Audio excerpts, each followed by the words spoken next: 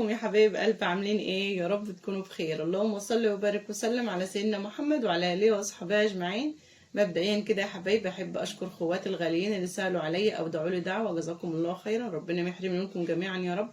والنهارده ان شاء الله هرد على كل اسئلتكم اللي انتوا سالتوها لي. الحريقه ولعت عندك ازاي يا ام شيماء؟ وطفت ازاي؟ والمطافي وصلت عندنا امتى؟ والشرطه لما جت انا قلت ايه في البلاغ؟ وبرضه احكي لكم قصه الحريقه بتاعت السنه اللي فاتت. ما كانتش حريقه يعني، كانت هتحصل حريقه والحمد لله والشكر لله. الدفايه بس اللي ولعت، كنت منشره غسيل وجيراني هم برضه عيالهم رموا نار برضه واحنا نايمين.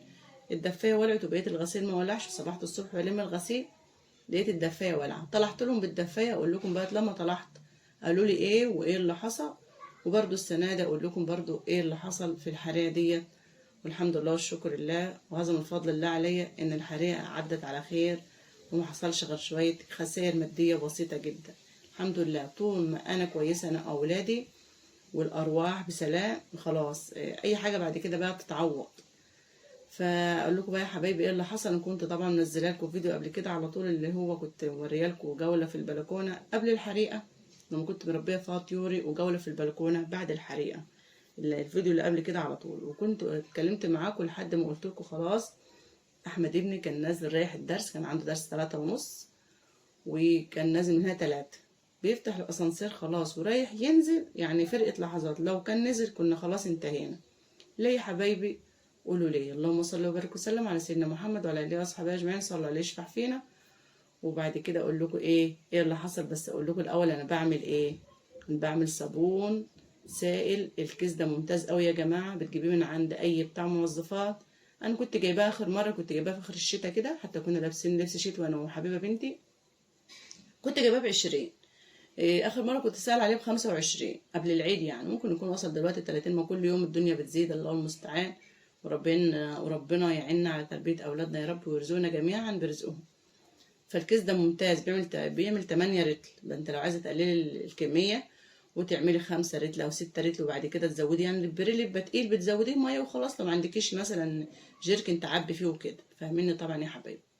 فطريقه عمايله انتوا شايفينها قدامكم اهي، طريقه سهله جدا. انا بضيف بس عليها ايه، اضافه بسيطه جدا، ازازه جورسلين كده بس علشان نعوميه ايدك، وشويه لون طعام لو انت عندك وعايزه تخلي اللون ايه، يعني ازازه الجورسلين لو انت عايزه تخلي البريل يعني لونه مختلف، عايزاه احمر عايزاه اصفر، اللون الموجود عندك حط منه بس حاجه صغيره كده. ولو مش متوفر عندك لون صناعي زي حالاتي كده مش لازم تحطي، هو كده كده بيبقى لونه اصفر وحلو. بس انا حبيت اخلي اللون اجمل واجمل، فحطيت يعني ذره صغيره كده في كوبايه ميه وضفتها للبريل تاني. واهم حاجه الرغوه، سيبك من الشكل خالص، هو ما شاء الله رغوته ممتازه. يعني لو هتجيب الكيس ده مثلا ب 30 جنيه، يكون مثلا وصل 30 جنيه اكيد دلوقتي، هيعمل لك اقل حاجه خالص 6 كيلو بريل، ومكتوب عليه بيعمل 8 رتل 8 كيلو بريل. هتعملي 6 بس مركز وممتاز، يعني هيبقى واقف عندك الكيلو ب5 جنيه ما شاء الله، النص بالنص. مشروع مربح جدا لكل الستات الشاطره بتفكر تعمل مشروع من بيتها. انا والله لو ساكنه في الدور الارضي واعرف كده اطلع مثلا ترابيزه كده وارص عليها اكياس بريل، او احط جيركن البريل في الشارع كده والناس تشوفني، كنت عملتها والله. بس انا طبعا ساكنه في الدور السابع. في اي ست شاطره ساكنه في الدور الارضي وتعرف تعمل المشروع ده، هتلاقيه ما شاء الله يجيب لك ربح حلو جدا. وخصوصا يعني هتجيبي صودا كاوي ولا تعملي حاجات من دي، انت تجيبي الكيس من ده هتجيبي لك 3 4 اكياس يوفروا معاكي النص بالنص بالظبط. يعني لو جايبه ب 30 جنيه ان شاء الله تكسبي 60 جنيه ما شاء الله. في احلى من كده؟ والله ما في احلى من كده. فالمهم بقى يا حبايبي، خلصنا البريل خلاص.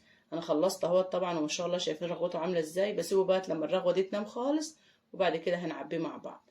نتكلم بقى يا حبايبي في موضوع قصه الحريقه واللي حصل يوم الحريقه. يوم الحريقه طبعا انا بطبيعه حالي انا وعيالي، انا ما بحبش السهر بس عيالي بيحبوا السهر جدا، يعني طالعين لاخوالهم يعني. في الصيف بالذات ما بننامش غير والشمس طالعه، نصلي الفجر ونقعد نستنى ما الشمس تطلع ونصلي الضحى ونتكل على الله ندخل ننام. واوصيكوا الزمن يوصيكوا يا حبايبي ما تفوتوش ركعتين الضحى، لان صوابهم عند ربنا عظيم جدا يعني. بعد الشمس ما تطلع بربع ساعه كده بتبداي تصلون بقى لحد قبل الظهر. فصلينا الضحى ودخلنا اتكلنا على الله نمنا. وانا عملت المنبه بتاعي على الساعه 12 علشان ايه، احمد عنده درس الساعه 1. فعملت المنبه على الساعه 12 وقمت احمد، قلت له يا احمد قوم روح درسك، وضبط له الفطار ولا حاضر يا ماما. وانا قلت له انا داخله انام علشان دماغي مصدعه ومحتاجه انام. احمد طبعا بيبقى عنده درس، بينام قبلنا بشويه، بيسهرش معانا يعني، وساعات بيسهر والله ويروح الدرس ينام على نفسه ويجي ينام له شويه بالنهار لو فيه يعني ايه فواصل بين الدروس وبعضها. فاحمد ما شاء الله يعني راحت عليه نومه، ودي من فضل ربنا عليه، لان لو احمد كان راح، لو احمد كان راح الدرس بتاع الساعه واحدة ده، احنا كان زماننا انتهينا والله يا جماعه. اقول لكم ليه دلوقتي. فاحمد راحت عليه نومه، ربنا نيمه وقام. يعني نام مثلا، ممكن يكون نام وقام على الساعه 2 كده، ظبط حاله، وكان نازل بقى رايح الدرس بتاع الساعه 3.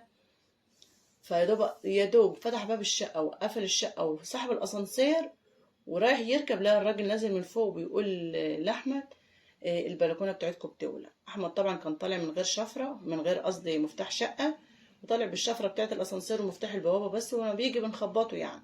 هو طبيعته كده بيحب يشيل مفاتيح كتيره في جيبه يعني. وكلنا احنا كنا نايمين، بس من فضل ربنا علينا برضو ان ريتاج وحبيبه صحوا قبل احمد ما يمشي بلحظات يعني. فتحوا التلفزيون كده وقعدوا، وقال لهم ما تعملوا صوت عشان ماما نايمه وكده، ومشى وسابه. لو كانت حبيبه وريتاج برضه نايمين كان ممكن اتاخرنا على فتح الباب. فالمهم قال له البلكونه بتولع. فطبعا احمد خبط على الباب بكل قوته عشان خاطر يفتحوا بسرعه، ويقول افتحوا بسرعه في حريقه في البلكونه. انا طبعا صحيت، انا نوم خفيف يعني الحمد لله. صحيت على الخبط بيقول حريقه في البلكونه، قمت عامله زي المجنونه كده مش عارفه ايه اللي بيحصل. طلعت على البلكونه كده، بصيت منظر النار، ومثلا مش اجيب ميه اعمل حاجه. اللي جه في الوقت ده بسرعه سبحان الله العظيم، والحمد لله من فضل ربنا عليا ان انا اطفي الكهرباء. وبرضه بنصحكم يا حبيبي لا قدر الله ربنا يحفظكم ويسلمكم، لو حصل حريقه في اي وقت اول حاجه تفكروا فيها تفصلوا الكهرباء عن المكان اللي فيه حريقه لو فيه كهرباء يعني. فرحت فصلت كهرباء الشقه ديت والشقه ديت في ثواني. وبعد كده بقت ايه، دخلت اعيط. طب ما تروح تطفي الحريقه معاهم، مش عارفه ايه اللي حصل. دخلت اعيط. فطبعا احمد عمال يحول ميه، وبرده من كتر الخضه اللي احنا فيها في حنفيه، حنفيتين كمان يا رب، حوض وحنفيه تحت الحوض في البلكونه وخرطوم وكله. بس احمد فاصل، بس ما كانش فاصل زي طبعا، وعمال يقول فين الجرادل ومش عارف ايه، ويخبط على جيراننا اللي جنبنا هاتوا ميه. والحظ الحلو طبعا كل يوم بنملى الخزان بتاعنا، خزاننا كبير جدا يا جماعه والله، وبشيماه كل يوم الفجر بيملاه. بس طبعا انا لما فصلت الكهرباء وجم يفتحوا الميه لقوا الميه ضعيفه جدا، وانا مش عارفه طبعا ارفع الكهرباء واشغل الموتور عشان يجيب ميه. فسبحان الله العظيم مش عارفه ايه اللي خلص الميه يومها يعني. المهم قعدوا يخبطوا جيراننا يجيبوا ميه، ودي يجري ودي يجري، والناس بقى تقوم من الشوارع لان النار كانت في البلكونه والعه ياما يعني، الستار كلها والعه، والبلكونه كان فيها حاجات ياما. كان فيها معاشي طبعا، دقيق وعيش بتاع الطيور وتبني ونشاشيب ومطارح، كنت قبلها بيوم عامله فطير. وكان فيها حاجات كتيره بجد والله يا جماعه. كل ده راح يعني ايه، كوم تراب كده، ما فضلش غير شويه صغيرين. من فضل ربنا عليا بقى يا حبايبي ان احمد ابني ما راحش الدرس. ليه؟ لان الراجل لو كان جه ودخل وقعد يطفي بس في الحاجات اللي قدامه، كان ورا الستاره اللي بتولع ديت انبوبه استبن مدرياه يعني كده ايه ورا الستاره. وكان في انبوبه كمان بتاعه الفرن، وكان في بابور صغير برضو اللي هو عين واحده ده. انا كنت منزله لكم الفيديو اللي قبل كده على طول، جوله في البلكونه قبل الحريقه وبعد الحريقه. اللي ما شافوش يشوفوا منظر البلكونه كانت عملت ازاي بعد الحريقه، ومنظر البلكونه كانت عامله ازاي قبل الحريقه. فاحمد طبعا عارف ان في انبوبه ورا الستاره، دخلها وقال لي يا ماما حط على ميه بسرعه عشان سخنه جامد، لان الستاره كانت والعه جنبها بالظبط. وانتوا تشوفوا المجور الالومنيوم يا جماعه هو والع وسايح، تستغربوا ازاي طلعنا من الموضوع ده على خير والله يا جماعه، الحمد لله والشكر لله. فاخدتها ودخلت بقى على البانيو على طول احط ميه ساعه على كده، بقيت احط وانا خايفه ان الانبوبه تفرقع لان مولعه سخنه جامد والله. وبقيت ماشيه بقى كده واقول يا رب استر واحفظ وسلم يا رب. فطبعا احمد دخل الانابيب ودخل انبوبه الفرن، والفرن كله كده دخله في اوضه النوم، مش لاقيين المفتاح برضو ساعه المصيبه. العقل بيفصل عن كل حاجه يعني. بس نسينا ازازه البنزين. انتوا كنتوا تشوفوا برضو ازازه البنزين مميله كده على جنبها تحت الترابيزه قدام اوضه النوم من النار، وما فتحتش سبحان الله العظيم. اللي ما شافش الفيديو اللي قبل كده على طول يدخل يشوف اللي قبل كده، وهو يشوف كل حاجه على الطبيعه، منظر ازازه البنزين وهي مايله على جنب، ومنظر البلكونه من الحريقه، وحاجات ياما بصراحه الحمد لله. فالمهم يا حبايبي اللي نجدنا من الموضوع ده كله الطفايات، جيراننا اللي في الشوارع جم، واللي في العمارة وكله.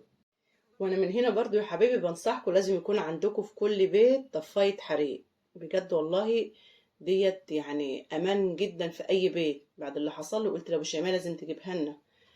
فطبعا يا حبايبي الحمد لله يعني جيراننا قاموا بالواجب وطفوا الحريقه، والمطافي جت بقت ما شاء الله. عندنا المطافي في مصر بصفه عامه يعني بتيجي بعد الحريقه ما تخلص، يعني المطافي جت بعد الحريقه ما خلصت. طبعا الدفايه يا حبايبي هي اللي كنت بقول لكم في اول الفيديو، جيراننا هم برضو رموا نار السنه اللي فاتت على الغسيل واحنا نايمين، برضو كنا في الصيف برضو والله. وجيت الم الغسيل لقيت الدفايه بالمنظر ده، ومفيش ما شاء الله سبحان الله العظيم مفيش حاجه ولعت برضو غير الدفايه ديت، مع ان الدفايه دي كانت متنشره ورا وقدامها غسيل ياما جدا، بس النار نزلت عليها هي ونزلت في الشارع. هقول لكم اللي حصل دلوقتي في قصه الحريقه بتاعت السنه اللي فاتت لما طلعت للست قالت لي ايه واللي حصل يعني. فانا بنصحكم من هنا لازم يكون في كل بيت ده بتاع طفايه.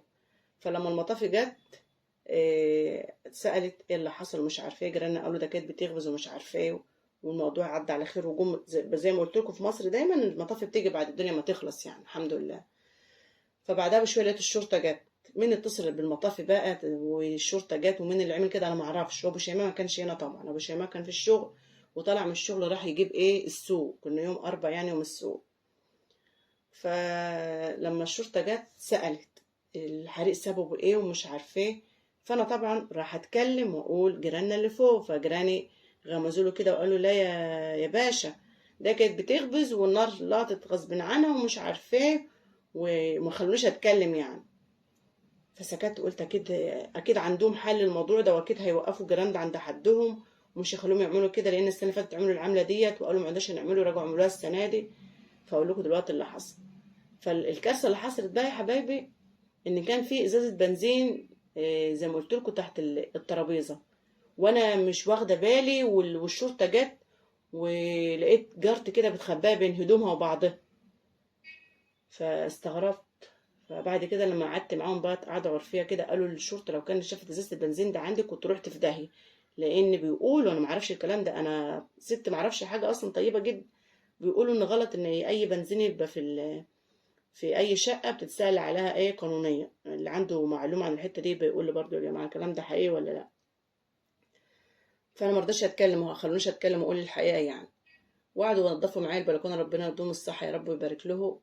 وجيت بقى وانا إيه الناس بقى بتتفض كده وبتمشي. جيت واقفه على باب الشقه كده بتكلم مع الرجاله ربنا يديلهم الصحه، وبقول لهم كان ابو شمال لسه ما جاش، ابو شمال ما جاش غير بعد كل حاجه ما خلصت. بقول لهم انا مش هسكت عن جيراني اللي فوق دول.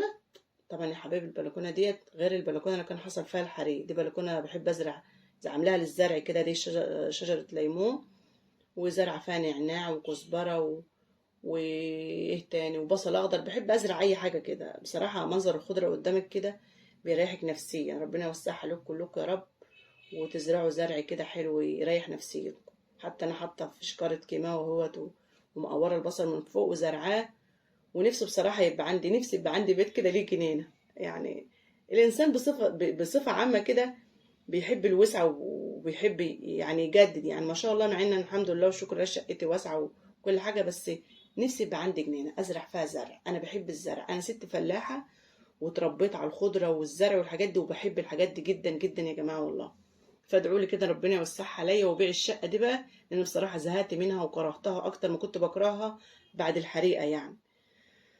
فالمهم اللهم صل وبارك وسلم على سيدنا محمد، واقفه على الباب كده وبتكلم مع الرجاله واقول لهم انا مش ساكته، والناس اللي فوق دولت لازم يتحط لهم حد، عشان السنه اللي فاتت كانوا يولعوا فينا برضو احنا نايمين.